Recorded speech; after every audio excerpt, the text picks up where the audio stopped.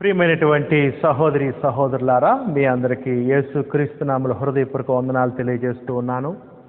మరొకసారి దేవుని యొక్క వాక్యాన్ని మనం ధ్యానించడానికి, దేవుని చిత్తాన్ని నేర్చడానికి, బైబిల్లో ఉన్న ప్రతి పుస్తకము, ప్రతి అధ్యాయము, ప్రతి వచనము, ప్రతి పదాన్ని కూడా అర్థం చేసుకోవడానికి ప్రయత్నిస్తున్న దేవుడు మనకిచ్చిన మరొక సమయము, అవకాశం బట్టి దేవుని ధ్యానపరుస్తూ ఉన్నాను. ఆయన కుమారుని క్రీస్తు నామములో మనం దేవుని యొక్క వాక్యాన్ని ధ్యానించుకుందామండి. బైబిల్స్ని వాళ్ళ దగ్గర పెట్టుకోండి.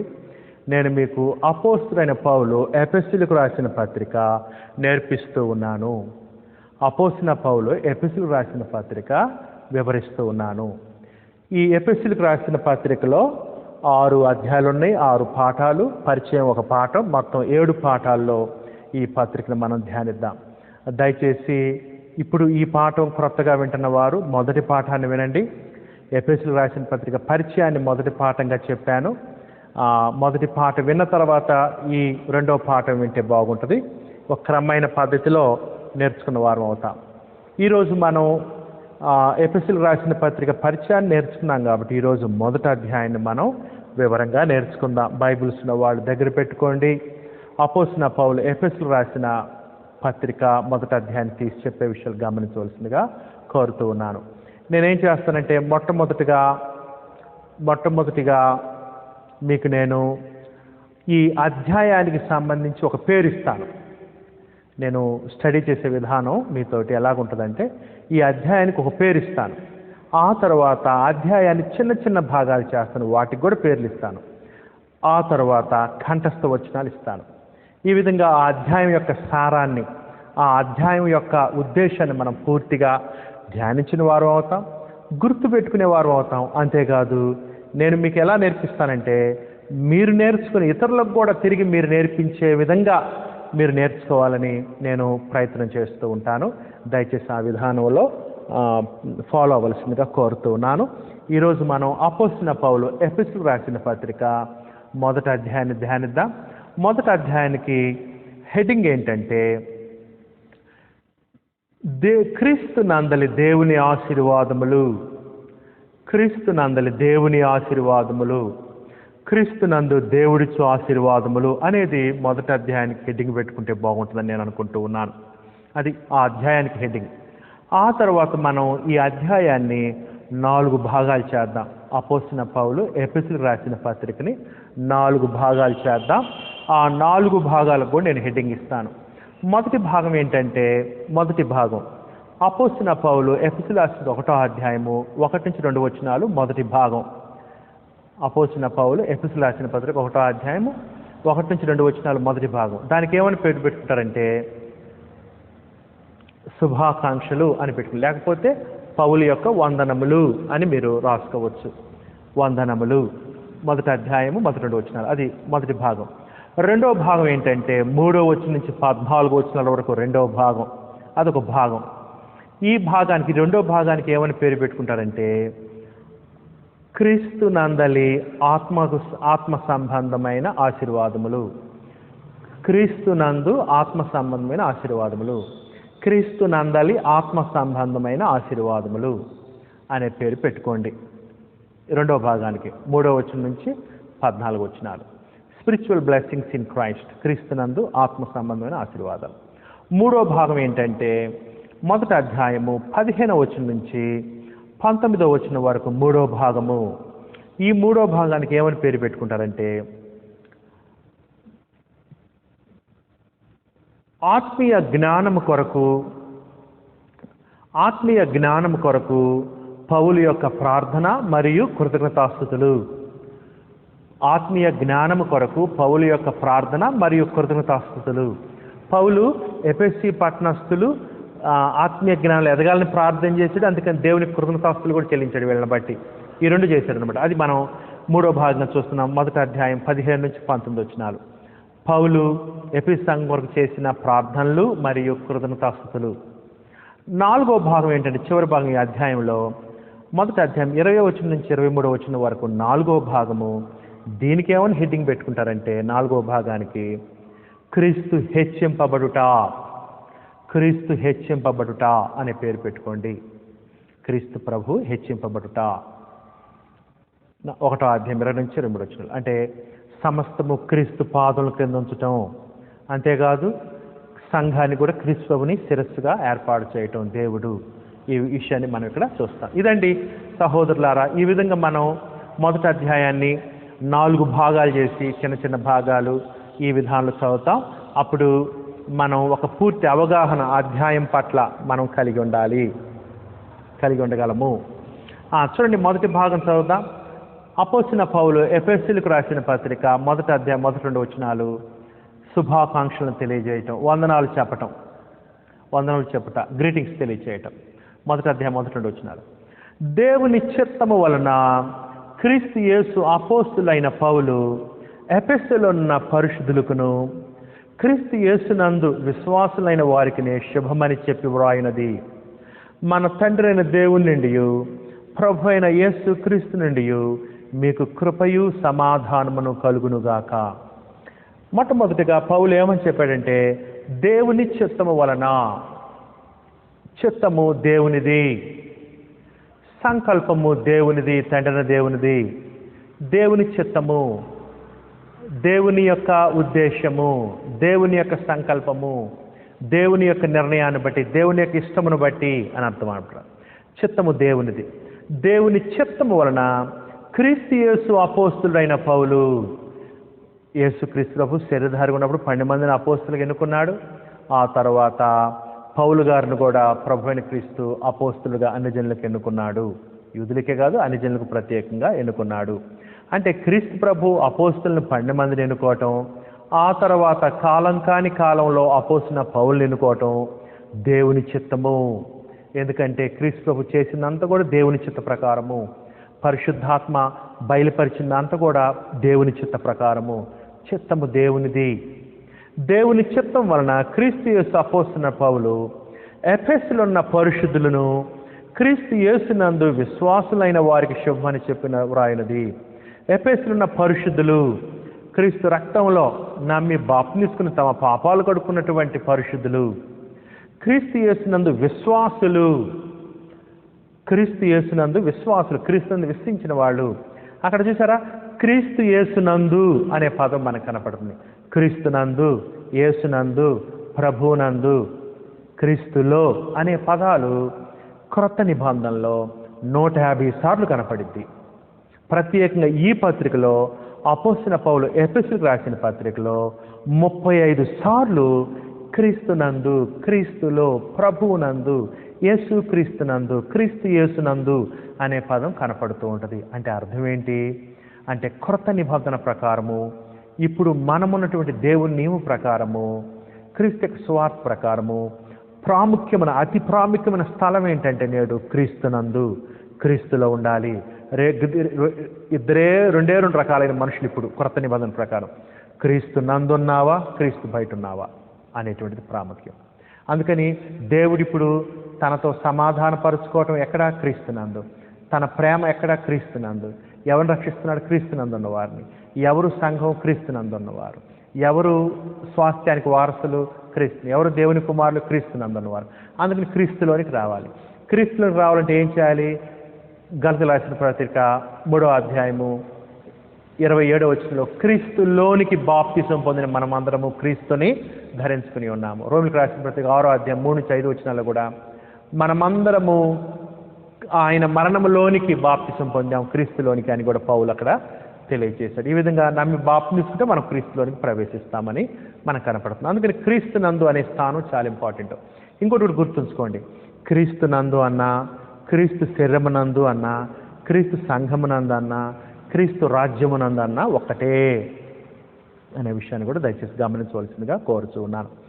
క్రీస్తు యేసునందు విశ్వాసులైన వారికి శుభమని చెప్పురానిది.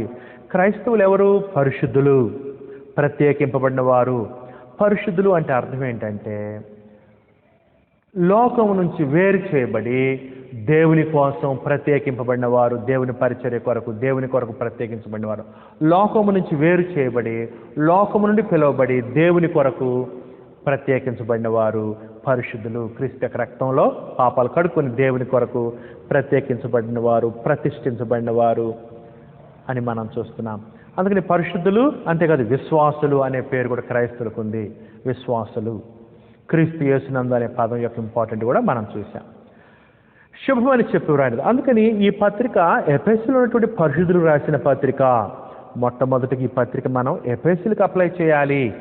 ఎందుకు రాశాడు వాళ్ళకి, ఎందుకు రాయాల్సి వచ్చింది, ఆనాడు ఏ సమస్యలు ఉన్నాయి, వాటిని ఎలా పరిష్కరిస్తున్నారు, వారికి ఏ ప్రాముఖ్యత గురించి చెప్తున్నాడు అనేది ముందు తెలుసుకుంటే ఆ తర్వాత క్రైస్తవులంటే మనకు కూడా పాఠాలు నేర్చుకోవచ్చు. మనము మన తండ్రి అయిన దేవుని నుండి ప్రభు అయిన యేసుక్రీస్తు నుండి మీకు కృపయు సమాధానమును కలుగునుగాక.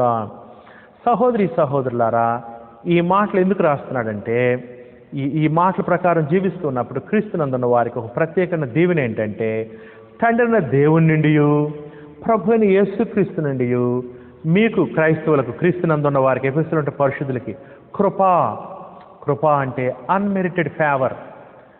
అన్మెరిటెడ్ ఫేవర్ అంటే అయోగ్యుల్ని యోగ్యులుగా చేయటం, అయోగ్యుల్ని యోగ్యులుగా చేయటం. కృప, కనికరము, కరుణ, జాలి ఇవి దేవుడు చూపించాడు క్రీస్తు ద్వారా మన మీద. దేవుని యొక్క కృప, దేవుని యొక్క కనికరం మన మీద ఉండాలని కోరుతున్నాడు పౌలు గారు. మనకేం కావాలండి? దేవుని యొక్క కనికరం కావాలి, దేవుని యొక్క కృప కావాలి, దేవుని యొక్క జాలి కావాలి.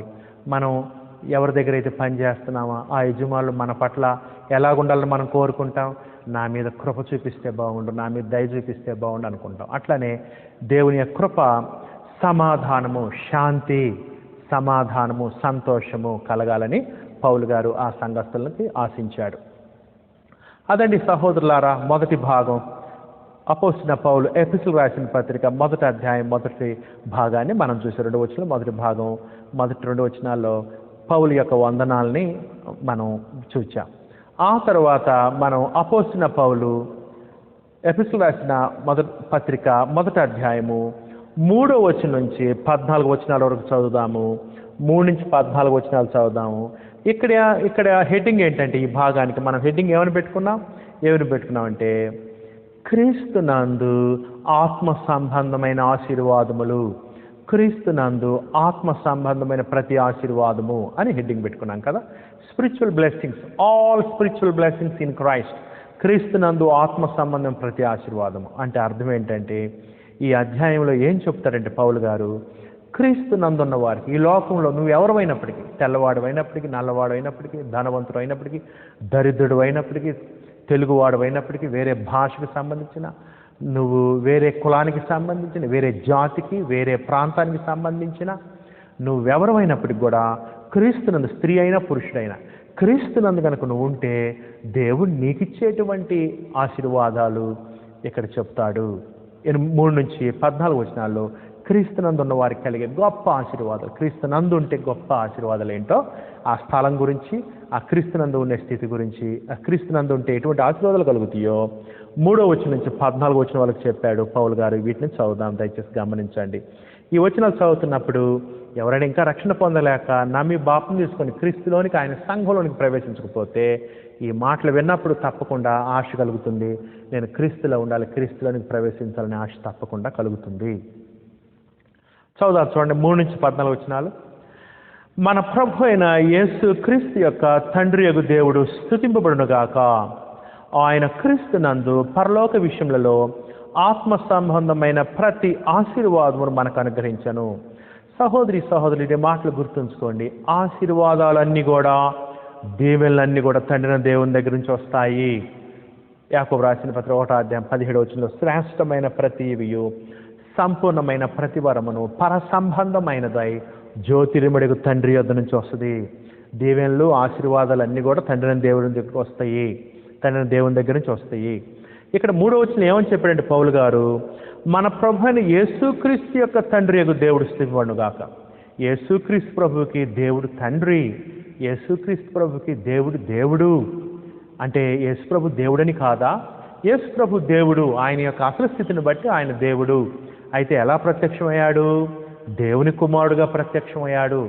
క్రీస్తు ప్రభు శరీరధారిగా వచ్చిన స్థితిని బట్టి, ఆయన దేవుని కుమారుడుగా ప్రత్యక్షమైన స్థితిని బట్టి దేవుడు, ఆయనకు కూడా దేవుడు, తండ్రి ఆయనకు కూడా తండ్రి అనే విషయాన్ని దయచేసి గమనించాలి. అంటే క్రీస్తు ప్రభు తగ్గించుకునే స్థితిని బట్టి దేవుడు ఆయనకి తండ్రి, ఆయనకి దేవుడు. క్రీస్తు ప్రభు తండ్రి దేవునితో సమానమైన స్థితి కలిగిన వాడు. ఫిలిప్పీయులకు రాసిన పత్రిక 2వ అధ్యాయం 6వ వచనం ప్రకారము క్రీస్తు ప్రభు దేవుని స్వభావం కలిగిన వాడు, దేవుని స్వరూపం కలిగిన వాడు, దేవుని తత్వం యొక్క మూర్తి మంతము, the exact replica of God. తండ్రిన దేవుని యొక్క స్వభావం కలిగిన వాడు, రూపం కలిగిన వాడు క్రీస్తు ప్రభు. అయితే ఏం చేశాడు?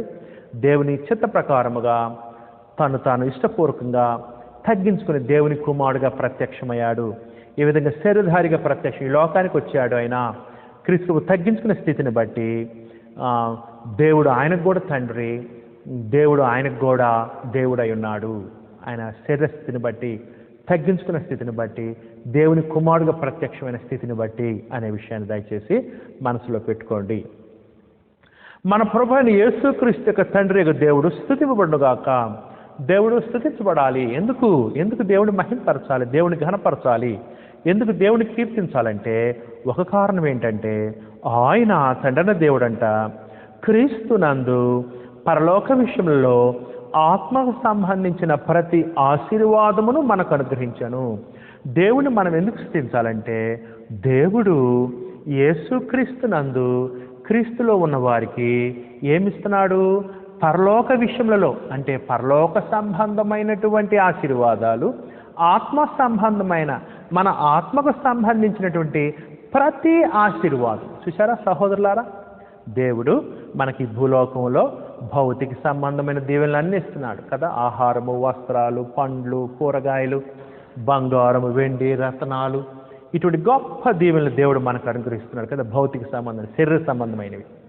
అయితే దేవుడు క్రీస్తును గనక నువ్వు ఉంటే నీ ఆత్మకు సంబంధించినటువంటి ప్రతి ఆశీర్వాదాన్ని, పాపక్షమాపణ, రక్షణ, పరలోకము, నిత్యజీవము, పునరుద్ధానము, నిత్యత్వము, సహవాసము, ఆత్మరక్షణ, ఇవన్నీ కూడా ఆత్మకు సంబంధించిన. అంతేకాదు ఆత్మ శాశ్వతమైంది కదా, శాశ్వత దీవులు అనమాట ఇవి.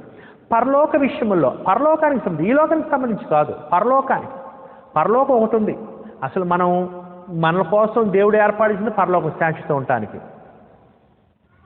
పరలోక విషయంలో ఆత్మ సంబంధమైన ప్రతి ఆశీర్వాదం, ఆత్మకు సంబంధించిన ప్రతి ఆశీర్వాదం, పరలోకానికి సంబంధించిన ప్రతి ఆశీర్వాదము, పరలోకానికి సంబంధించిన సహవాసము, సమాధానము, నిత్యత్వము, నిత్యస్వాస్థ్యము, వారసత్వము, నిత్యజీవం, ఇట్లాంటి నిత్య మహిమ పరలోకంలో ఇవన్నీ కూడా దేవుడు ఎక్కడుంచాడంటే క్రీస్తునందు ఉంచాడు. క్రీస్తు శరీరంలో ఉంచాడు, క్రీస్తు యొక్క సంఘములో ఉంచాడు. ఆయన శరీరంలో ఈ దీవెనలో నుంచి మనం ఆయన శరీరంలో ప్రవేశించాలి. బాప్తిసం ద్వారా నమ్మి బాప్తిసం ఆయన శరీరంలో నిలిచి ఉండాలి మరణించేంత వరకు, లేదా ప్రభువుని యేసు వచ్చేంత వరకు.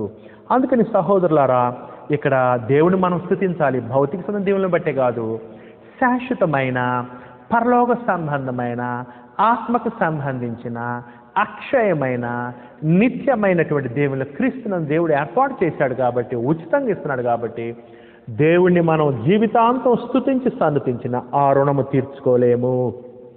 అందుకని దేవుని స్తుతించాలి అని ఇక్కడ పౌలు గారు తెలియజేస్తున్నాడు.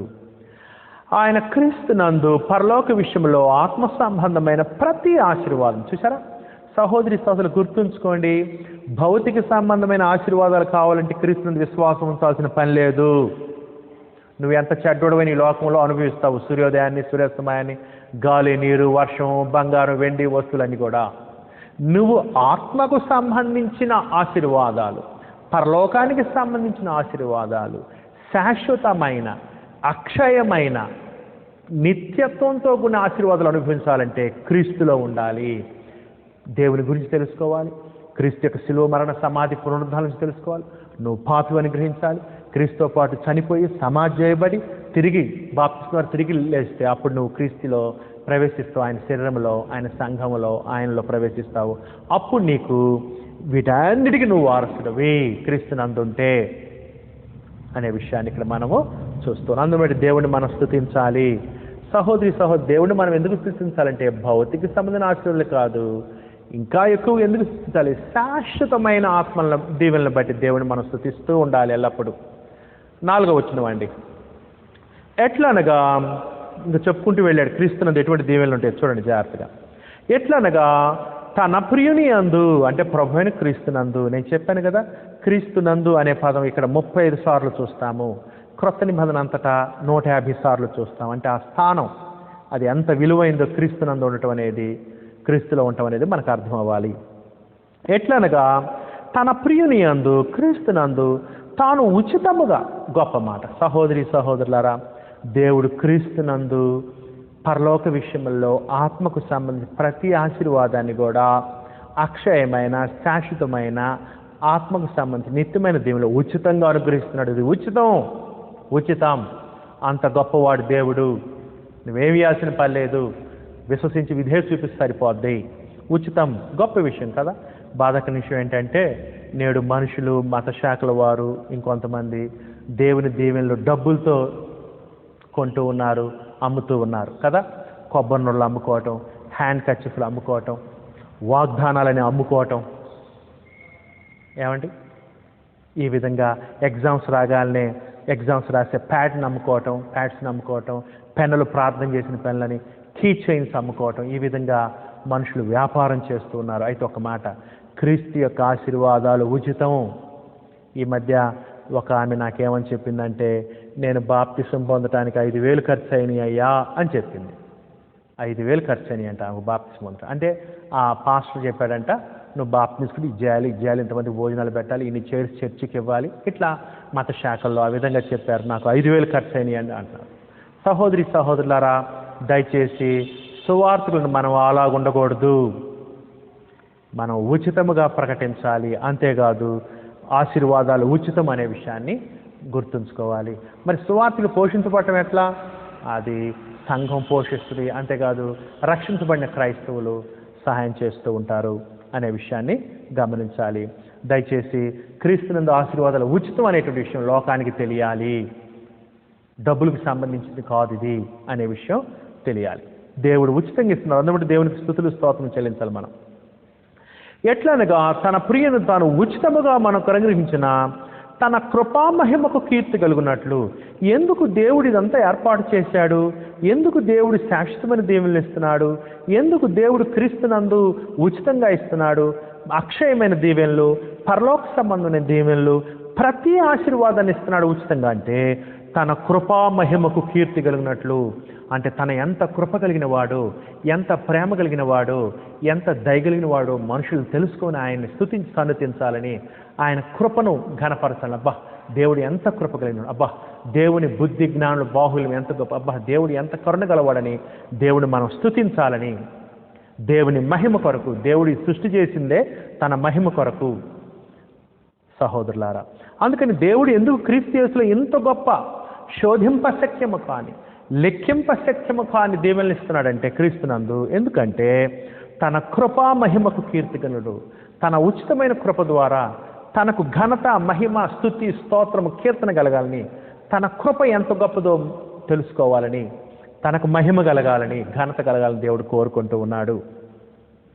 తన కృపా మహిమకు కీర్తి కలిగినట్లు తన చిత్త ప్రకారమైన దయా సంకల్పము చొప్పున. అది సహోదరులారా, ఇది నువ్వు అనుకున్నట్లు కాదు, వారు అనుకున్నట్లు కాదు, ఎక్కువ మంది ఏది చేస్తే అది కాదు. దేవుడు ఆయనకు ఒక చిత్తం ఉంది. తన చిత్త ప్రకారము ఆయనకు ఒక ఉద్దేశం ఉంది. ఆయనకు ఒక చిత్తం ఉంది, ఆయనకు ఒక ఉద్దేశం ఉంది, ఆయనకు ఒక ప్రణాళిక ఉంది. తన చిత్త ప్రకారమైన దయా సంకల్పము చొప్పున. ఇది దేవుడు ఏర్పాటు చేసిన సంకల్పము, దేవుడు ఉద్దేశించిన సంకల్పము. ఇది దేవుని ఉద్దేశము, దేవుని ప్రణాళిక, దేవుని ఏర్పాటు. అది ఆయనకి ఇష్టమైంది ఈ విధంగా ఏర్పాటు చేసుకోవటం, ఇటువంటి ప్రణాళిక కలిగి ఉంటాం. ఈ విధంగా క్రీస్తునందు ఉన్నవాడిని ఆశ్రయించాలనేది దేవుని ఏర్పాటు. దాన్ని ఎవడు కాదనలేడు. దాన్ని అర్థం చేసుకుని మనం లోపట్టమే కానీ దానికి ఎదురు ప్రశ్నించడం అనేది ఉండకూడదు. ఎందుకంటే నిర్ణయించిన వాడు, సంకల్పించిన వాడు, ఏర్పాటు చేసిన వాడు దేవుడు కాబట్టి ఆయన ప్రకారం ఆయన సృష్టికర్తగా ఆయనకి ఏర్పాటు చేసుకునే విధానం ఉంది. ఆయన సంకల్పం ఏంటో మనం అర్థం చేసుకోవాలి. దానికి లోబడి ఆశీర్వాదాలు క్రీస్తులోనికి వచ్చి పొందాలి మనము. అంతేగాని నేను చెప్పులు లేకుండా నడుచుకుంటూ పోతే నాకు పుణ్యం కలిగిద్ది, లేకపోతే నేను ఆయన 50 కొబ్బరికాయలు కొట్టినంటే నేను 1000 కొబ్బరికాయలు కొడతాను, ఇట్లాంటివన్నీ కూడా మనుషుల ఉద్దేశాలు. ఇది కాదు. అసలు దేవుని ఉద్దేశం ఏంటో ఫస్ట్ తెలుసుకోవాలి. దేవుని సంకల్పం ఏంటి మానవుల పట్ల? క్రీస్తునందులో దేవుని ఏర్పాటు ఏంటి?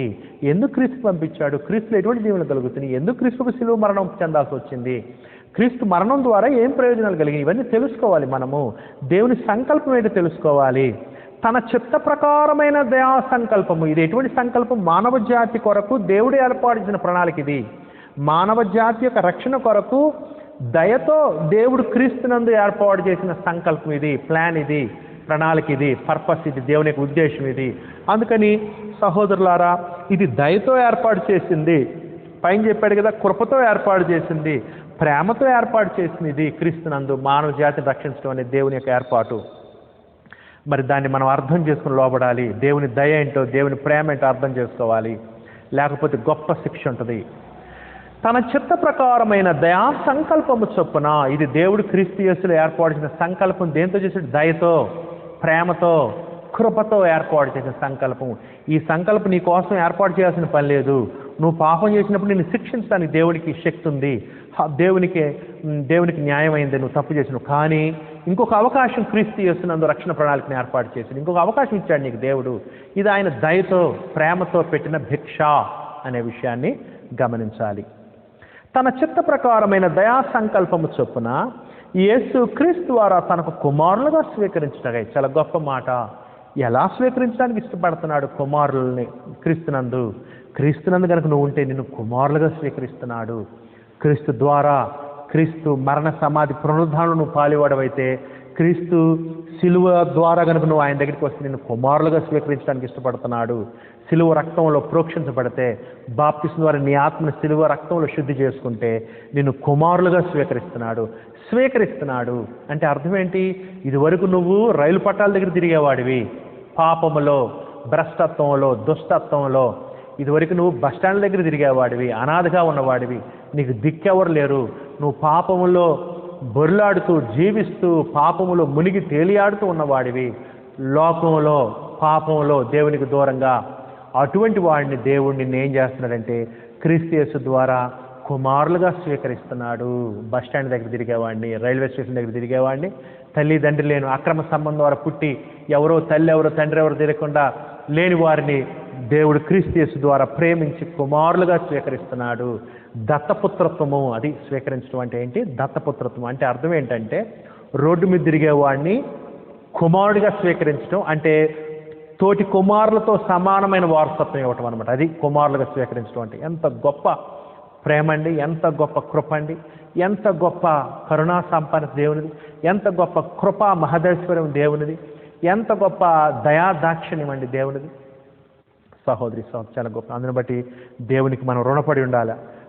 జీవితాంతం కృతజ్ఞతలు చెల్లిస్తూ ఉండాలి తండ్రి దేవునికి. యేసుక్రీస్తు ద్వారా, అది ఆయన ద్వారా, ఆయనలో తనకు కుమారులుగా స్వీకరిస్తున్నాడు. మనలను ముందుగా తన కోసము నిర్ణయించుకొని, మనలను అంటే క్రైస్తవులను ముందుగా జగత్తు పునాది వేయబడక మునిపే, అసలు ఆదాము లేడు, హవ్వ లేడు, మానవ జాతి లేరు, కానీ దేవుడు జగత్తు పునాది వేయబడక మునిపే పరలోకంలో ఎవరు నిర్ణయించుకున్నాడంటే క్రీస్తుని నిర్ణయించాడు రక్షకునిగా. క్రీస్తు యొక్క శిలువ మరణం ద్వారా మానవ జాతిని కుమారులుగా స్వీకరించాలి.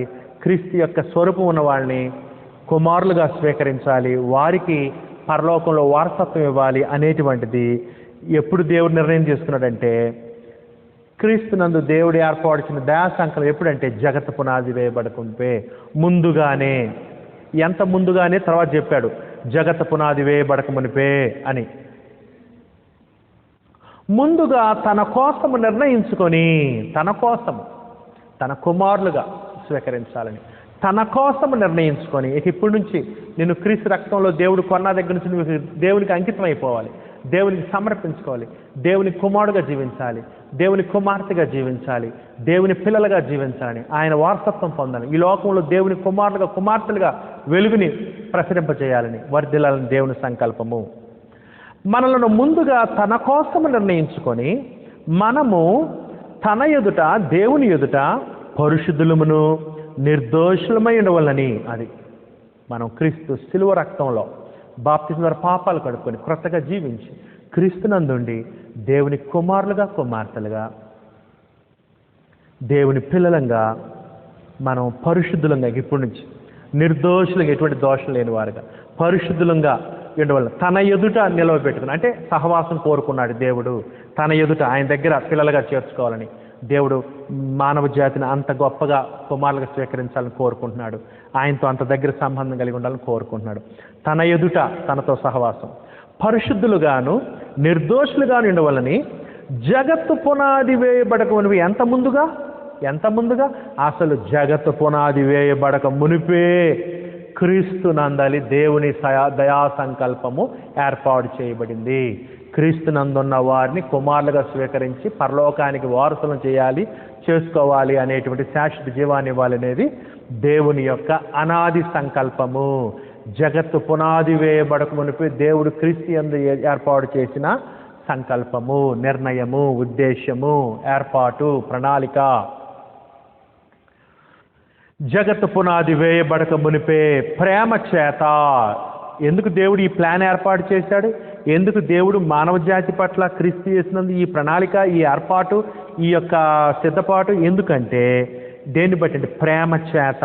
సహోదరి సహోదరులు జ్ఞాపకం ఉంచుకోండి, ప్రేమ చేత. చాలా గొప్ప మాట, చాలా గొప్ప మాట. ప్రేమ చేత. చూసారా? ప్రేమ చేత అంటే ప్రేమ చేత, కృప చేత, దయ చేత ఏర్పాటు చేయబడిన ప్లాన్ ఇది. ఆయన క్రీస్తుల్లో మనలను ఏర్పరుచుతాడు. ఎక్కడ? క్రీస్తులో ఉన్నవారిని కుమారులుగా స్వీకరించడం, క్రీస్తులో ఉన్నవారిని స్వీకరించడం, క్రీస్తులో ఉన్నవారికి పరలోకం, క్రీస్తులో ఉన్నవారికి నిత్యజీవం, క్రీస్తులో ఉన్నవారికి పరిశుద్ధాత్మ వరము, క్రీస్తులో ఉన్నవారు తన కుమారులు, క్రీస్తులో ఉన్నవారికి సహోదరత్వం, కుమారత్వం, పరలోకం, నిత్యజీవం, ఇవన్నీ కూడా చూసారా? అందుకని క్రీస్తునందు అనేది దేవుడు జగత్తు పునాది వేయబడక మునిపే క్రీస్తులో ఉన్న వారిని స్వీకరించాలని దేవుని యొక్క ప్రణాళిక. అందుకని ఎవరైనా కనుక క్రీస్తులోకి వస్తే వాళ్ళు ఎవరు? జగత్తు పునాది వేయమని దేవుడు ఏర్పాటు చేసుకున్నవారు. ఎవరు? క్రీస్తులోకి వచ్చిన. దేవునికి పక్షపాతం ఉండదు. నువ్వు కావాలి నాకు, నువ్వు వద్దు, నువ్వు కావాలి నువ్వు, అట్లా అనుకోడు దేవుడు. దేవుడు ఆ స్థలాన్ని ఎన్నుకున్నాడు, క్రీస్తుని అందున్న వారిని కుమారులు స్వీకరించాలని. అందుకని ఎవరైతే సువార్తని విని క్రీస్తులోకి వస్తారో వాళ్ళని దేవుడు ఎన్నుకున్నట్టు ముందుగా. నువ్వు సువార్త విని రాలేదనుకో, దేవుడు ఎన్నుకున్న వారిలో నువ్వు లేవు, క్రీస్తులో లేవు. కాబట్టి దేవునికి పక్షపాతం లేదు. అందరికీ వాక్యం వినిపిస్తున్నాడు. అందరూ క్రీస్తులోకి రావాలని దేవుడైతే కోరుకుంటున్నాడు. అందరూ క్రీస్తులోకి వచ్చి తన కుమారులకు ఉండాలని దేవుడు కోరుకున్నాడు. అందరు కుమారులకు ఉన్న వారికి వారసత్వం ఇవ్వాలని, స్వాస్థ్యాలను దేవుడు కోరుకుంటున్నాడు. అది దేవుని యొక్క ఇష్టమై ఉన్నది, దేవుని చిత్తమై ఉన్నది. అయితే దేవుడు తన వాక్యాన్ని వినిపించిన అందరూ లోపడట్లేదు. మనుషుల స్వేచ్ఛను, ఇవ్వబడిన చాయిస్ని ఎన్నుకోవచ్చు, తృణీకరించవచ్చు. సరే, ఆ తర్వాత 7వ వచనం చూడండి సహోదరులారా. దేవుని కృపా మహదైశ్వర్యమును బట్టి. అది దేన్ని బట్టి దేవుడు ఈ యొక్క ఏర్పాటు? కృపా మహదైశ్వర్యం బట్టి. కృప మహా ఐశ్వర్యము, దేవుని కృపను బట్టి. ఎంత కృప? మహాకృప. దేవుని కృపా మహదైశ్వర్యము, ఎంతో ఐశ్వర్యము, కృపతో కూడిన ఐశ్వర్యము. దేవుని యొక్క కృప ఎంతో మహా ఐశ్వర్యము, దేవుని యొక్క కృపా మహదైశ్వర్యము. సహోదరులారా, దేవుని యొక్క కృపా మహదేశ్వరం, దేవుడి కృపా సంపత్తి, దేవుని కృపా సమృద్ధిని బట్టి, మహాప్రేమ చేత, కరుణా సంపన్న, విశేష కనికరము చేత దేవుడు లోకముని ఎంతో ప్రేమించి, ఇవన్నీ కూడా వాడబడిన పదాలు అన్నమాట దీనికి. చూసారా సహోదరు? దాన్ని తృణీకరించకూడదు, నిర్లక్ష్య పెట్టకూడదు, అశ్రద్ధ. ఈ మహాకృపను మనం క్రీస్తులో ఉండి రుచి చూడవచ్చు, అనుభవించవచ్చు పూర్తి స్థాయిలో. దేవుని కృపా మహాదేశ్వరం బట్టి. అది దేవుడు మనం క్రీస్తునందు, క్రీస్తులో ప్రవేశించి నమ్మి బాప్తి క్రీస్తు నమ్ముకుని పరలోక వారసులం ఏమనుకోండి. పరలోకం వెళ్ళిన తర్వాత మనం పరలోకంలో ఉంటున్నామంటే మనం ఏదో చేసామని కాదు, దేవుడే చేశాడు అంతా. ఆ ఘనత అంతా దేవునిదే. దేవుని కృపను బట్టి నేను పరలోక వారసునయ్యాను అనాలి. మనం చేసింది చాలా కొద్దిగా, మనం ఏముంది విశ్వించి విధేయత చూపించాం అంతే. అటువంటి గొప్ప కృపా మహదేశ్వరుని దేవుడు మన పట్ల చూపించాడు. దేవుని కృపా మహదేశ్వరుని బట్టి ఆ ప్రియుని యందు, అంటే క్రీస్తునందు, ఆయన రక్తం వలన, శిలువ రక్తం వలన మనకు విమోచనము, అనగా మన అపరాధముల క్షమాపణ మనకు కలిగినది. అది విమోచనము అంటే అర్థం ఏంటంటే తిరిగి కొనటం. తిరిగి కొనటం అంటే నువ్వు బానిసగా ఉన్నావు, నిన్ను దేవుడు వెలిచి విడిపించుకోవటం అన్నమాట. దేవుడు నిన్ను విడిపించాడు. క్రీస్తు అమూల్యమైన రక్తాన్ని చెల్లించి విడిపించుకున్నట్టు అనమాట నిన్ను. చూసారా? ఆయన రక్తం వలన, అమూల్యమైన రక్తము చేత మనము విమోచించబడితేమి అంటే అర్థం ఏంటంటే దేవుడు క్రీస్తు ద్వారా మనల్ని కొన్నాడు, దేవుడు క్రీస్తు ద్వారా మనల్ని చేర్చుకున్నాడు. విడుదల, విమోచన అంటే విడుదల కలుగు చేయటం అనమాట. ఒక బానిసకి విడుదల కలుగు చేయటం. బానిసని, ఈ మాట గుర్తుంచుకోండి, నువ్వు బానిసగా ఉన్నావు, నిన్ను విడుదల చేసి కుమారుడుగా చేసుకున్నాడు. ఎంత గొప్ప విషయం అండి. నువ్వు బానిసవైతే నిన్ను విడిపించి కుమారుడుగా చేసుకున్నాడు. చూసారా గొప్ప విషయం కాదు సహోదరులారా? ఉదాహరణకు ఒక చక్కటి ఉదాహరణ చెప్తా చూడండి. డొనాల్డ్ ట్రంప్ గారు ఉన్నారు, ప్రపంచం అగ్రనేత యొక్క ప్రెసిడెంట్గా డొనాల్డ్ ట్రంప్ గారు ఉన్నారు. ఉదాహరణకి ఆయన గొప్ప, ప్రపంచంలో గొప్ప అధికారి కదా, ధనవంతుడు, గొప్ప అధికారి, ప్రపంచంలో గొప్ప ధనవంతుడు. అయితే ఆయన సికింద్రాబాద్ రైల్వే స్టేషన్కి వచ్చాడు. ఆ రైల్వే స్టేషన్లో చూస్తున్నాడు, ఒక ప్రోగ్రాం కోసం వచ్చాడు.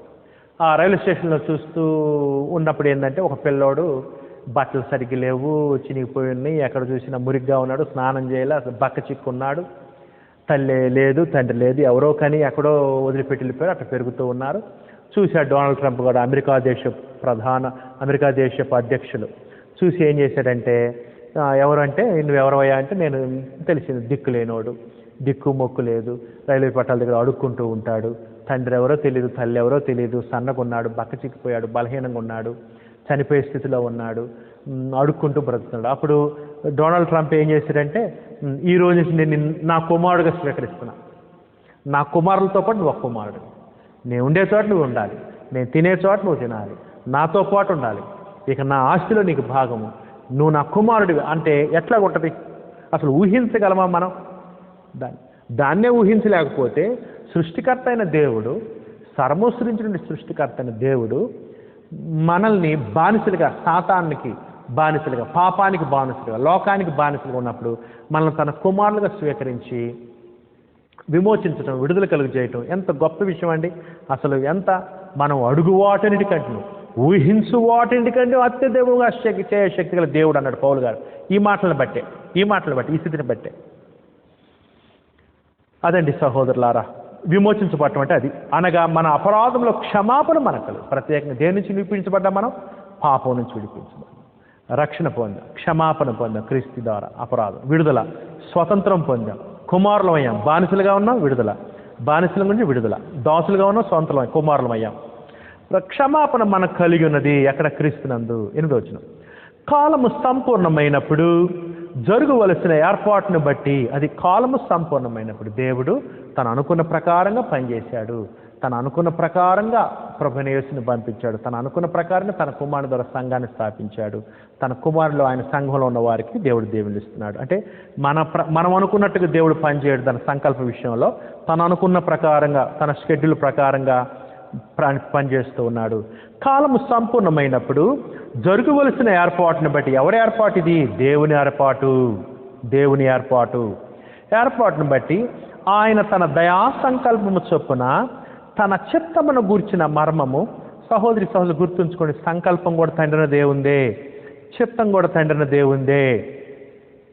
ఆయన తన దయా సంకల్పము చొప్పున తన చిత్తమును గూర్చిన మర్మమును, ఇది మర్మము, పరలోకంలో తండ్రిన దేవుడు, ప్రభువైన క్రీస్తు, పరిశుద్ధాత్మ సమక్షంలో జరిగిన నిర్ణయాలు ఇవి. ఎవరికి తెలియదు, దేవునికి మాత్రమే తెలుసు, మర్మంగా ఉంది.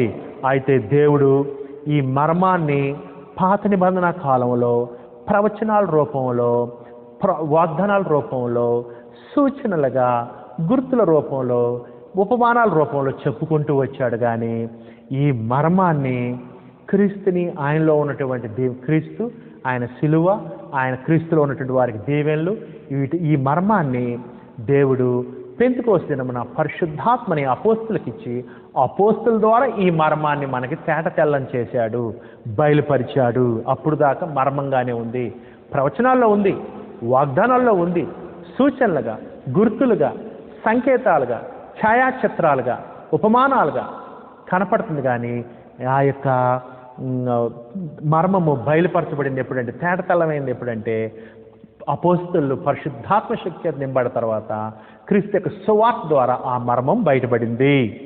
అందుకని క్రీస్తు యొక్క సువార్త ఏంటి? దాచబడిన మర్మము బయలుపరచబడినది క్రీస్తు యొక్క సువార్త. మర్మము ఈజ్ ఈక్వల్ టు క్రీస్తు యొక్క సువార్త. అదేమో మర్మంగా ఉంది, ఇప్పుడు క్రీస్తు యొక్క సువార్త ఆ మర్మాన్ని తేటతెల్లం చేసింది.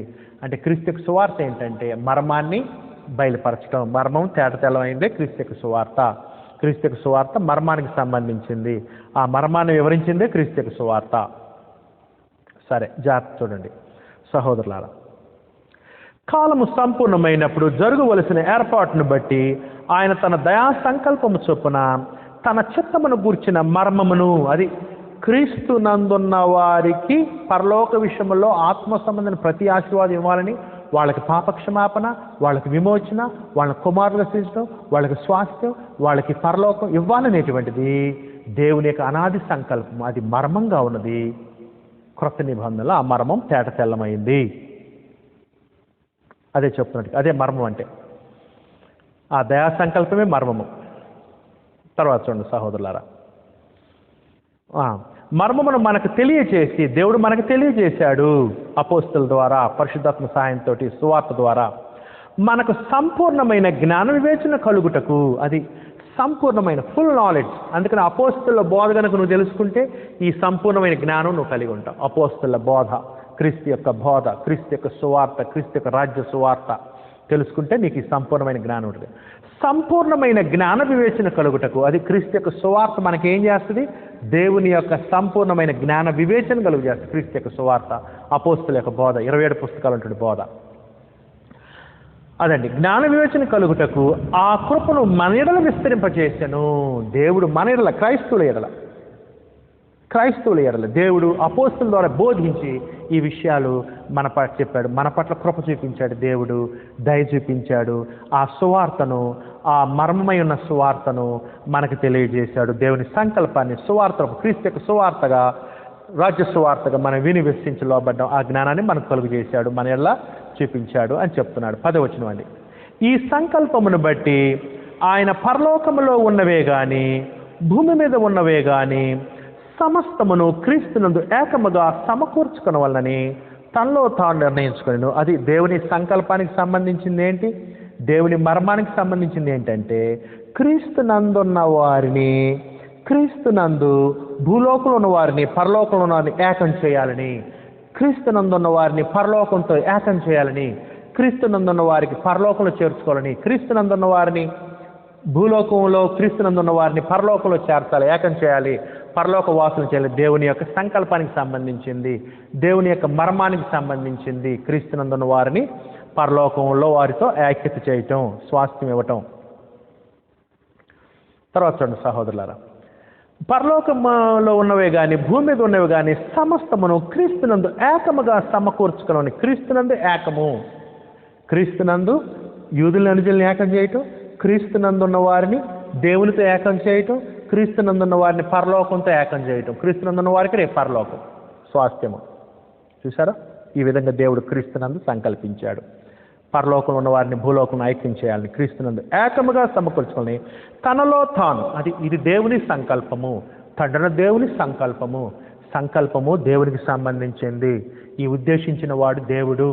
ఈ ప్రణాళిక, ఈ ఏర్పాటు దేవునిది, తండ్రిన దేవునిది. ఈ చిత్తము తండ్రిన దేవునిది. ఆ దేవుని యొక్క సంకల్ప ప్రకారమే ప్రభువైన క్రీస్తు పనిచేశారు. దేవుని యొక్క సంకల్ప ప్రకారమే పరిశుద్ధాత్మ కూడా పనిచేశారు అనే విషయాన్ని మనం చూస్తున్నాం.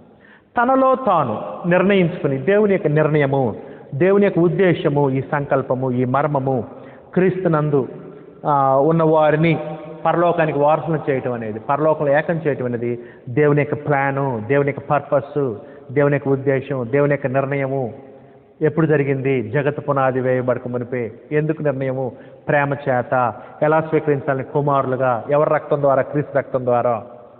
ఇవన్నీ దేవుని యొక్క సంకల్పానికి సంబంధించిందని చెప్తున్నాడు. మరియు క్రీస్తునందు ముందుగా నిరీక్షించిన మనము తన మహిమకు కీర్తి కలుగు చేయవాలని. క్రీస్తునందు ముందుగా నిరీక్షించే మనం అంటే యూదులు. ఆ తర్వాత ఏమని చెప్పాడంటే సహోదరులారా, 13వ వచనంలో మీరును అన్నాడు.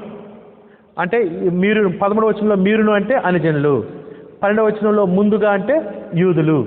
ఫస్ట్ యూదులు స్వార్థలో పడి తర్వాత అనుజనులు. ఇద్దరిని కూడా క్రీస్తులో ఉంచి పరలోకం ఇవ్వాలని దేవుని సంకల్పం.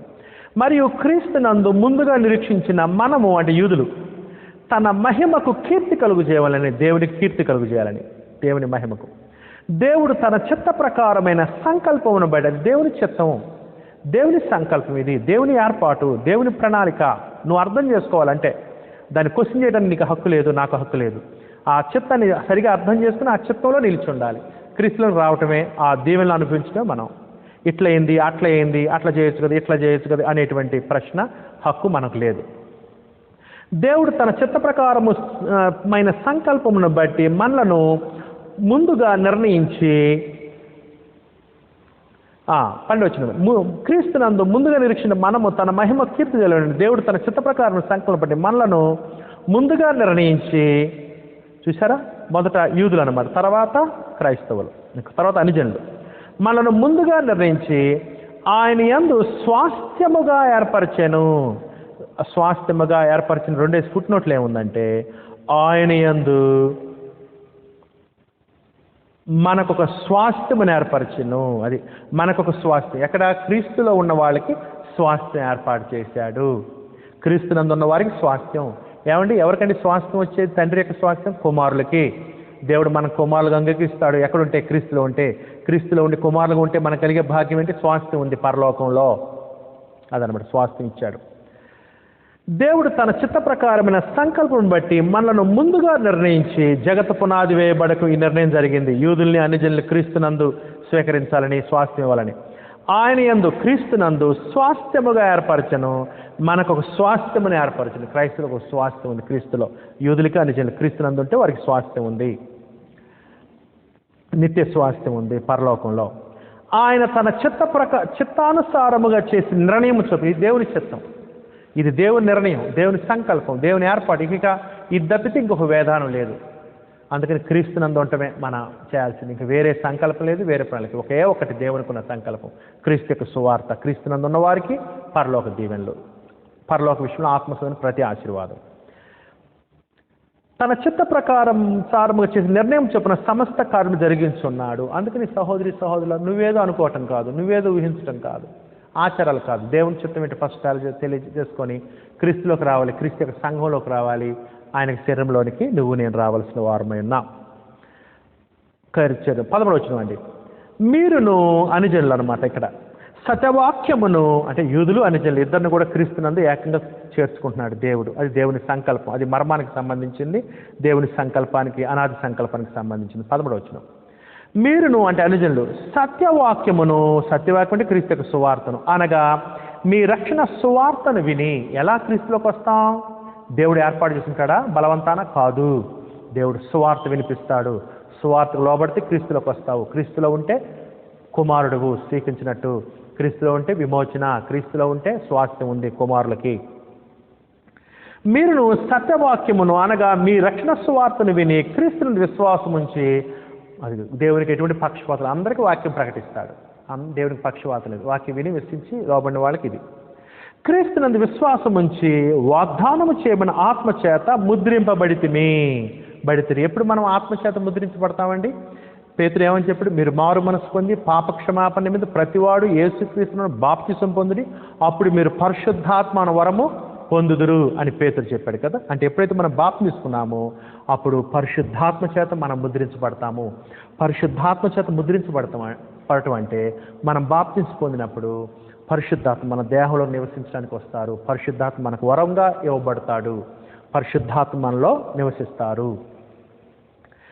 మీ రక్షణ సువార్తను విని క్రీస్తుని విశ్వాసించి వాగ్దానం చేయమని ఆత్మచేత ముద్రించబడితిరి.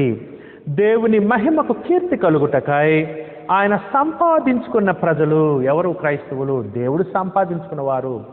దేవుడు సంపాదించిన ప్రజలు. పాత నిబంధనలు ఎవరు? ఇశ్రాయేలు. క్రొత్త నిబంధనలు దేవుడు సంపాదించిన వారు ఎవరు? క్రీస్తునందున్న వారు, క్రైస్తవులు, క్రీస్తు యొక్క సంఘ సభ్యులు అని మనం చూస్తున్నాం. కీర్తికులు ఆయన సంపాదించుకుని అని 3వ స్క్రీన్ ఉందంటే ఫుట్ నోట్లో, ఆయన సొత్తు అయిన ప్రజలు. మనం దేవుని సొత్తు. దేవుడు కొనుక్కున్నాడుగా వెలబెట్టి, అందుకని ఇక మనం దేవుని సొత్తు. ఇక మనం మన సొత్తు కాదు, దేవుని సొత్తు. సంపాదించిన ప్రజలకు విమోచనం కలుగుట కలుగు. దేవుడు డబ్బులు ఇచ్చి సంపాదించాడు, రక్తాన్ని చెల్లించి మనల్ని కొన్నాడు కదా. లేకపోతే మనల్ని క్రీస్తు రక్తం ద్వారా సంపాదించాడు. సంపాదించుకున్న ప్రజలకు విమోచనం కలుగు నిమిత్తము ఆ ఆత్మ మన స్వాస్థ్యమునకు సంచకరువుగా ఉన్నాడు. అంటే అర్థం ఏంటంటే దేవుడు పరిశుద్ధాత్మను మనకు భయానాగా ఇచ్చాడు.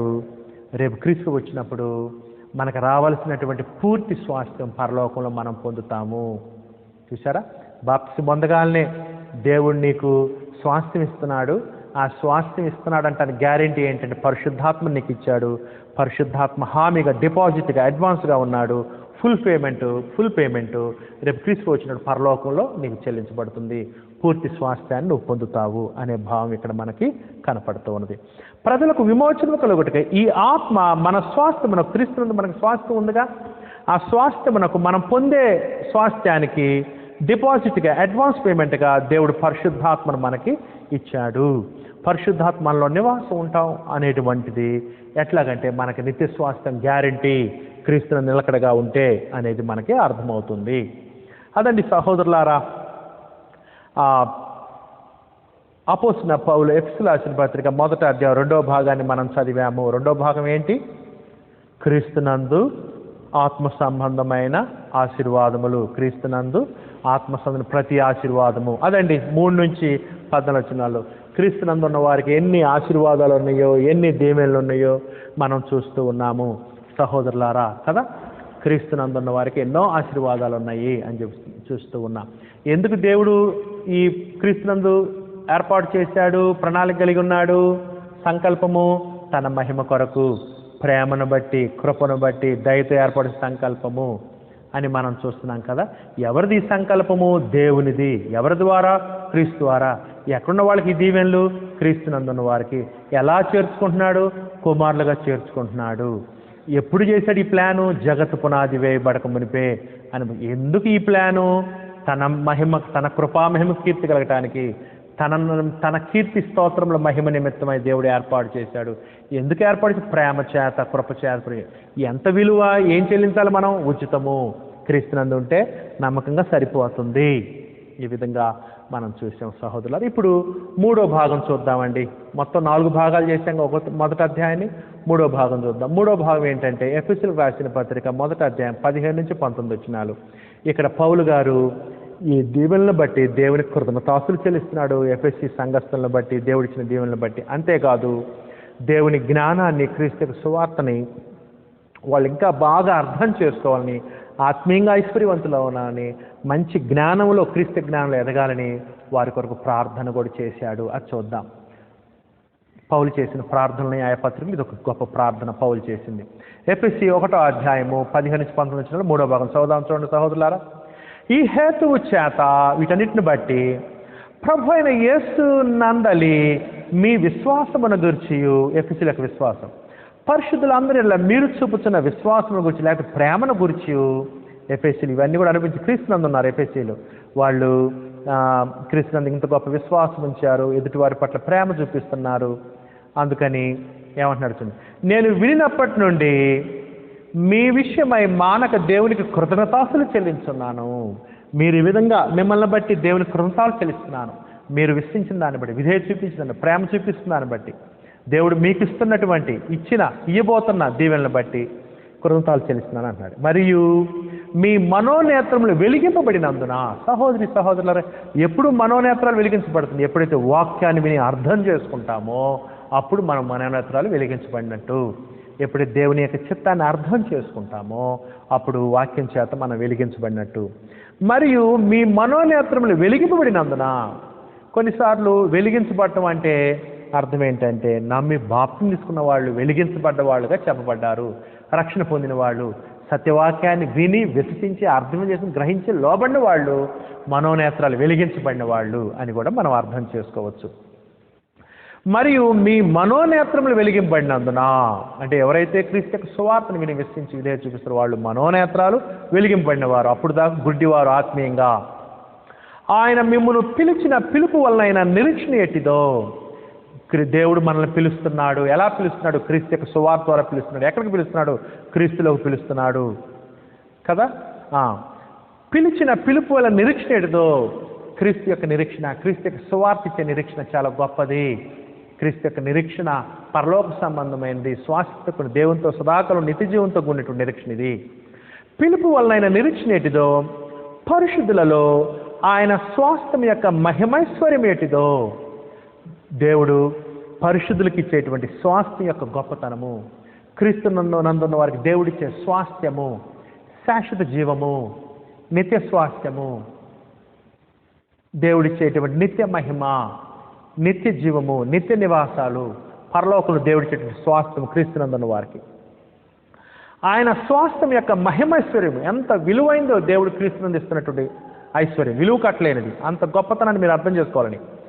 ఆయన క్రీస్తునందు వినియోగపరిచిన బలాతిశయమును బట్టి, దేవుని యొక్క బలం మనం చూస్తున్నాం క్రీస్తునందు వినియోగపరిచిన బలాతిశయమును బట్టి విశ్వసించు మనయందు ఆయన చూపుచున్న తన శక్తి యొక్క అపరిమితమైన మహాత్మ్యం ఎట్టిదో. ఎంత గొప్ప బలాన్ని దేవుడు క్రీస్తులో అగ్గపరుస్తున్నాడు, ఎంత గొప్ప శక్తిని దేవుడు క్రీస్తునందు చూపిస్తున్నాడు మనం అర్థం చేసుకోవాలని. దేవుని బలాలు, దేవుని గుణగణాలు, దేవుని కృప, దేవుని ఇచ్చే స్వాస్థ్యము, దేవుని ఐశ్వర్యము, ఇవన్నీ మనం తెలుసుకోవాలని.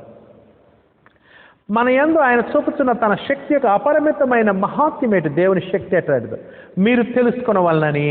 సహోదరి సహోదరులారా, దేవుని గొప్పతనము, క్రీస్తు యొక్క గొప్పతనము, దేవుని యొక్క ప్రణాళిక మానవ పట్ల, ఆయన కృప, ప్రేమ, ఇవన్నీ కూడా ఎప్పుడైతే అపోస్తలుల బోధని, క్రీస్తు యొక్క సువార్తను మనం సరిగా అర్థం చేసుకుంటామో అప్పుడు దేవుని బలాలు, దేవుని ఘనము, దేవుని జ్ఞానము, దేవుని శక్తి అన్నీ కూడా మనకు సంపూర్తిగా అర్థమవుతాయి. మీరు తెలుసుకున్న వాళ్ళని మన ప్రభు అయిన క్రీస్తు యేసు యొక్క దేవుడైన మహిమాస్వరూపి యొక్క తండ్రి.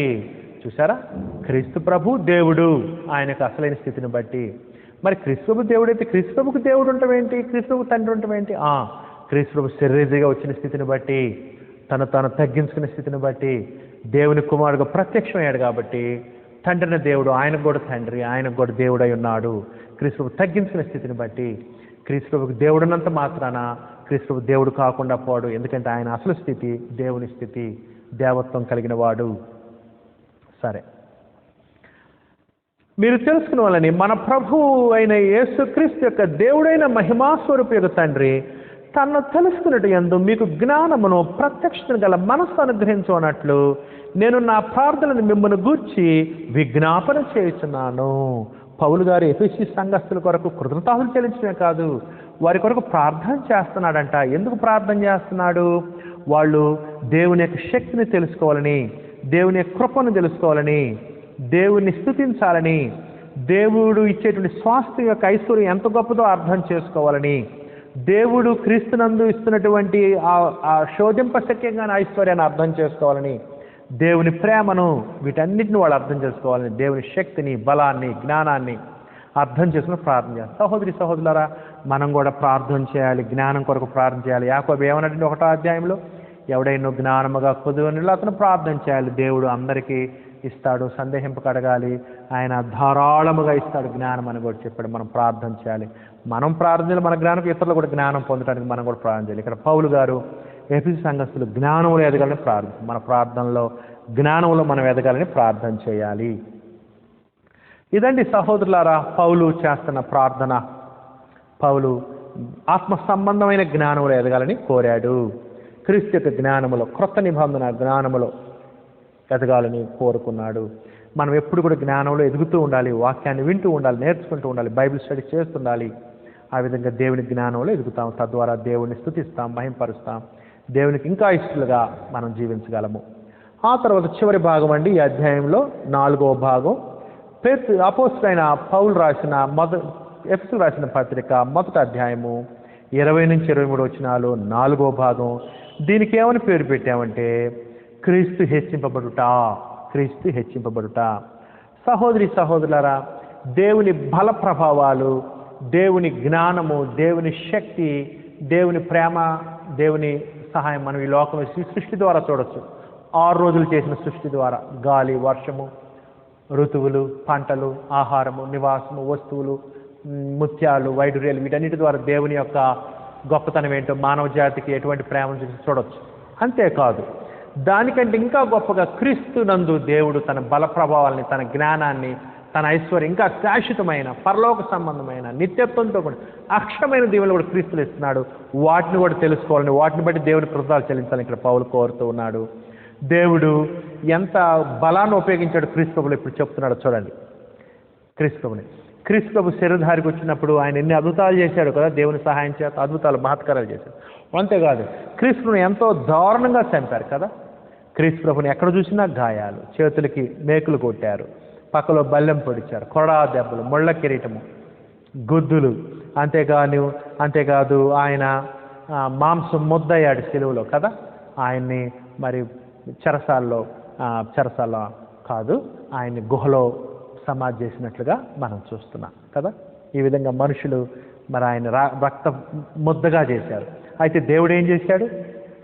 మనుషులు అట్లా తృణీకరిస్తే దేవుడు ఆయన్ని తన శక్తి చేత, దేవుని శక్తి కనపడుతుంది క్రీస్తు యొక్క పునరుద్ధానంలో. ఆయన మృతులను తిరిగి లేపాడు 3వ రోజున. ఆ విధంగా దేవుని శక్తి ఉంటుంది. అక్కడే లేపటమే కాదు, ఆయన్ని ఆరోహణమై పరలోకంలో తన కుడిపాటును కూర్చోబెట్టుకున్నాడు క్రీస్తు ప్రభువుని దేవుడు. అంతేకాదు క్రీస్తు ప్రభువుని తన కుడిపాటును కూర్చోబెట్టుకొని ఊరకు కూర్చోబెట్టలేదు. పరలోకమందును భూమి మీదను భూమి కింద అందరినీ క్రీస్తుకు లోబరిచాడు. సమస్తమును ఆయన పాదాలు అందించాడు. అంతేకాదు సంఘానికి కూడా శిరస్సుగా దేవుడు క్రీస్తుని ఏర్పాటు చేశాడు. ఎంత గొప్పగా దేవుని యొక్క శక్తి బల ప్రభావాలు క్రీస్తులో మనం చూస్తున్నాము. అంత గొప్పగా క్రీస్తులో దేవుని బల ప్రభావాలు చేసిన మనం కూడా క్రీస్తులో జీవిస్తే, మరణం వరకు నమ్ముకుంటే మనల్ని కూడా మృతుల్లో లేపుతాడు. మనకు కూడా మహిమగల దేహం ఇస్తాడు. పరలోకంలో దేవుని కుమారునితో మనకు వారసత్వం ఇస్తాడు. పరలోకంలో నిత్య జీవాన్ని, నిత్య మహిమను, నిత్య స్వాస్థాన్ని దేవుడిస్తాడు. క్రీస్తులో మనకు రుజువు చేయబడింది. మనం కూడా క్రీస్తులో జీవిస్తే మనకు కూడా అటువంటి వారసత్వం ఉన్నది అనే విషయాన్ని మనం దేవుని బల ప్రభావాలు ఇక్కడ మనం గుర్తించవచ్చు. చూడండి సహోదరులు, చదువుతాను చివరిగా బైబిల్స్ని వాళ్ళు దయచేసి చూడండి. అపోస్తలుడైన పౌలు ఎఫెసీయులకు రాసిన పత్రిక 1వ అధ్యాయము 20 నుంచి 23 వచనాలు చదువుదాం. ఆయన ఆ బలాతిశయము చేత క్రీస్తును మృతుల్లో లేపి, చూసారా, మృతుల్లో లేపాడు. దేవుని బలం కనపడుతుంది. సమస్తమైన ఆధిపత్యము కంటేను, అధికారము కంటేను, శక్తి కంటేను, ప్రభుత్వము కంటేను, ఈ యుగమునందు మాత్రమే కాక రాబో యుగమునందును పేరు పొందిన ప్రతి నామము కంటేను ఎంతో హెచ్చుగా పరలోకమునందు ఆయన తన కుడిపార్శ్వమున కూర్చుని పెట్టుకుని ఉన్నాడు. చూసారా, కుడిపార్శ్వం కూర్చుని పెట్టుకున్నంటే అర్థం ఏంటి? కుడిపార్శ్వం దేవుని యొక్క శక్తికి, బలానికి, అధికారానికి సూచన. దేవుని యొక్క కుడిపార్శ్వం. అక్కడ క్రీస్తు ఆశీనుడు అంటే అర్థం ఏంటి? దేవుడు సర్వాధికారాన్ని పరలోకమందును భూమి మీదను సర్వాధికారం నాకు ఇవ్వబడిందని చెప్పినట్లుగా తండ్రిని దేవుడు సర్వాధికారం ప్రభువుని క్రీస్తుకి ఇచ్చాడు. అది తన కుడిపార్శ్వం కూర్చుని పెట్టుకున్నట్టు అర్థం. ఇప్పుడు సర్వాధికారి ఎవరు? ప్రభువైన యేసు క్రీస్తు. క్రీస్తు ప్రభు ఎవరు? ఇప్పుడు రాజులకు రాజు, ప్రభులకు ప్రభు, భూపతులకు అధిపతి. ఆయన సర్వాధికారి, ఆయన ప్రభువు, అధిపతి, జీవాధిపతి, న్యాయాధిపతి. సర్వలోకాన్ని తీర్చిదిద్దేవాడు క్రీస్తు ప్రభువే. రేపు పునరుద్ధానం ఇచ్చేది క్రీస్తు ప్రభువే. రేపు పరలోకానికి తీసుకెళ్ళేది క్రీస్తు ప్రభువే. నరకానికి పంపించేది క్రీస్తు ప్రభువే. లోకరక్షకుడు క్రీస్తు ప్రభువే. ఈ విధంగా దేవుడు ఆయన అధికంగా హెచ్చించాడు. సహోదరి సహోదరులారా, అంత గొప్పగా హెచ్చించాడు. అంత గొప్ప నామాన్ని, అంత గొప్ప స్థితిని దేవుడు ప్రభువుని క్రీస్తుకి ఇచ్చాడు. ఈ విషయం అపోస్తలుల 2వ అధ్యాయంలో మొట్టమొదటి సువార్త ప్రకటించిన పేతురు చెప్పాడు. మీరు సిలువ వేసిన యేసునే దేవుడు ప్రభువుగాను క్రీస్తుగా నియమించింది. ఇశ్రాయేలు అంతా వసులంతా రుడిగా తెలుసుకోవాలని. ఆ విధంగా దేవుడు ఆయన్ని హెచ్చించాడు, పైనామాన్ని ఇచ్చాడు, సర్వాధికారం ఇచ్చాడు, హెచ్చించాడు. దేవుడు తను తాను తగ్గించుకున్న వారిని దేవుడు హెచ్చిస్తాడంటానికి ఇది ఒక చక్కటి ఉదాహరణ. మరియు సమస్తమును ఆయన పాదముల క్రింద ఉంచి, సహోదరి సహోదరులారా, సమస్తం క్రీస్తు పాదముల క్రింద ఉంచాడు దేవుడు. అంతేకాదు ఇంకా చూడండి, సమస్తం పైన ఆయన సంఘమునకు శిరస్సుగా ఉంచాడు. సమస్తమును ఆయన పాదముల క్రింద ఉంచాడు. అంతేకాదు సంఘానికి, రక్షించబడినటువంటి దేవుని కుమారులు కుమార్తెలు, క్రీస్తు యొక్క సంఘానికి, దేవుని సంఘానికి, రక్షించబడిన వారికి శిరస్సుగా దేవుడు క్రీస్తుని ఏర్పాటు చేశాడు. అందుకని సంఘానికి శిరస్సు ఎవరు? పోపు కాదు. సంఘానికి శిరస్సు ఎవరు? పాస్టర్ కాదు. సంఘానికి శిరస్సు ఎవరు? సువార్తికుడు. సంఘానికి శిరస్సు ఎవరు అంటే క్రీస్తు ప్రభువు. క్రీస్తు ప్రభు సంఘానికి శిరస్సు. ఆ సంఘము ఆయన శరీరము. ఆ సంఘము ఆయన శరీరము సమస్తమును పూర్తిగా నింపుచున్న వారి సంపూర్ణత అయినది. సహోదరి సహోదరులారా, సమస్తం క్రీస్తు పాదాల కింద ఉంచాడు. అంతేకాదు సంఘానికైతే క్రీస్తుని శిరస్సుగా ఉంచాడు. సంఘం ఆయన శరీరము, ఆయన భార్య అని కూడా మనం చూస్తూ ఉన్నాం కదా. క్రీస్తు సంఘానికి హెడ్ అంటే సంఘం క్రీస్తు చెప్పినట్టు నడుచుకోవాలి. హెడ్ సంఘం శరీరము, క్రీస్తు శిరస్సు. ఏ ఉద్దేశం చెప్పబడిందంటే సంఘానికి సొంత పెత్తనం ఏముండదు, క్రీస్తు చెప్పినట్టు వినాలి. క్రీస్తు శిరస్సు కాబట్టి అన్ని విషయాల్లో క్రీస్తు చెప్పినట్టు లోబడాలి సంఘము అని అర్థం అనమాట. అన్ని విషయాలు క్రీస్తుకు లోబడాలి అని అర్థం. ఆ విధంగా సంఘంగా మనం అన్ని విషయాలు క్రీస్తుకు లోబడాలి అని మనం చూస్తున్నాం. ఆ సంఘం ఆయన శరీరము, క్రీస్తు యొక్క శరీరము. క్రీస్తు శిరస్సు అయితే సంఘం ఆయన శరీరము. అంటే కలిసే ఉంటాయి. పౌలు క్రీస్తు సంఘాన్ని హింసిస్తుంటే అపోస్తల కార్యం 9వ అధ్యాయంలో క్రీస్తు ఏమన్నాడంటే ప్రత్యక్షమై పౌలా సౌలా నన్నేలా హింసించను అంటే అర్థమేంటి? సంఘం క్రీస్తు శరీరము. క్రీస్తు శరీరము క్రీస్తు నందు ఉంటాం అంటే ఆయన శరీరం నందు ఉంటాం. ఆయన శరీరం అంటే ఆయన సంఘంలో ఉంటాం. ఆయన సంఘం క్రీస్తు యొక్క శరీరము. మనం క్రీస్తు యొక్క శరీరం యొక్క అవయవాలం అయినాం. ఆ సంఘం ఆయన శరీరము సమస్తమును పూర్తిగా నింపుతున్న వాని సంపూర్ణత ఉన్నది. ఆ సంఘాన్ని ఎవరు నింపుతున్నారు? క్రీస్తువు నింపుతున్నాడు. దేంతో నింపుతున్నాడు? సర్వసంపూర్ణతలోనికి నింపుతున్నాడు. క్రీస్తువులాగా ఉండటానికి సంఘాన్ని క్రీస్తువు నింపుతూ ఉన్నాడు. సంఘం క్రీస్తువులాగా జీవించాలి లోకంలో.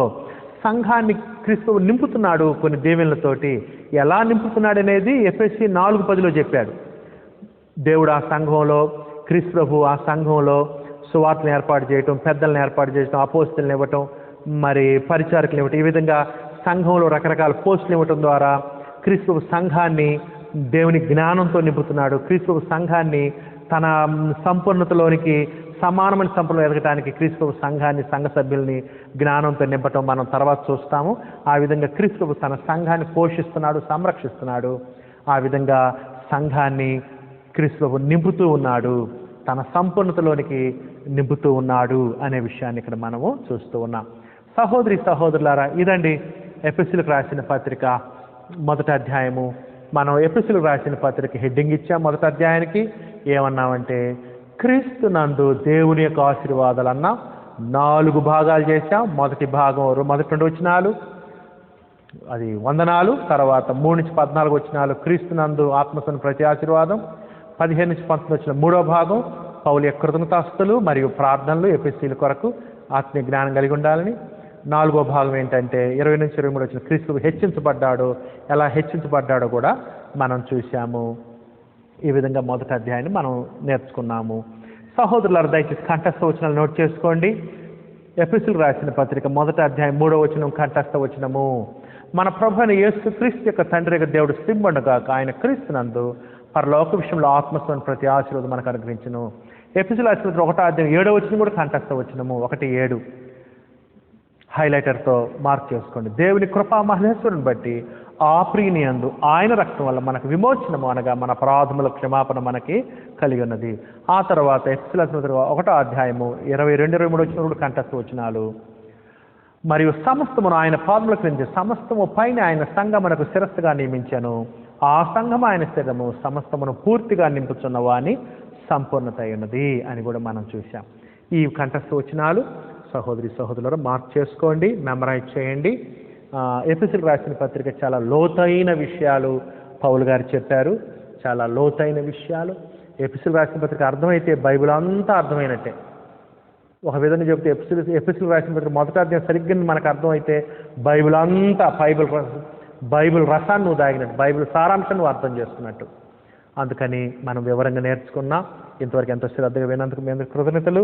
రాబోయే రోజుల్లో మనం కూడా పౌలు గారు ఆశించినట్లుగా ఈ వాక్యం వినేవాళ్ళు దేవుని శక్తిని, దేవుని జ్ఞానంలో, దేవుని యొక్క విశ్వాసంలో, భక్తి శ్రద్ధల్లో ఆత్మీయంగా ఐశ్వర్యవంతులు అవ్వాలని నేను కూడా ప్రార్థన చేస్తున్న యొక్క మాటలు ముగిస్తూ ఉన్నాను.